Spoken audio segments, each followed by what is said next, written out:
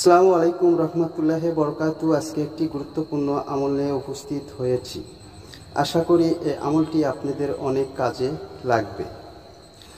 আশা করি কিছু আমলের রহস্য রয়েছে, আমি আপনাদেরকে বলার চেষ্টা করব, কমেন্ট করবেন, যাহাতে আপনারা অনেক উপকারে আসে বা উপকারিতা লাভ করতে পারেন। কিছু আমল এমন আছে যেগুলো করতে খুব বেশি সময়ের প্রয়োজন হয় না, অনেক জ্ঞানের অধিকারীও হতে হয় না। কিছু এগুলোর ফজিলত অনেক বেশি, এগুলো বান্দার আমলনামাকে ভারী করে।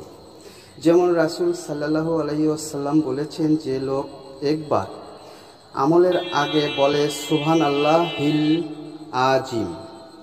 আমি চেষ্টা করব আপনাদেরকে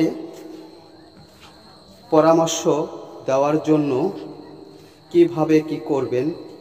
আশা করি যদি ভিডিওগুলো ভালো লাগে সাথে থাকবেন। অবশ্যই আপনারা এই রহস্যগুলো আজ আমি আপনাদেরকে বলিয়ে দিব। তা আশা করি সূরাটি অথবা দোয়াটি একবার মনোযোগ সহকারে শুনুন। আউযু বিল্লাহি মিনাশ শাইতানির রাজীম।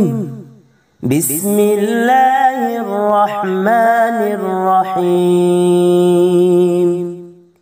ইযা জাআ নাসরুল্লাহি ওয়াল ফাth ওয়া রাআইতান নাসা ইয়াদখুলুনা ফি দীনিল্লাহি আফওয়াজা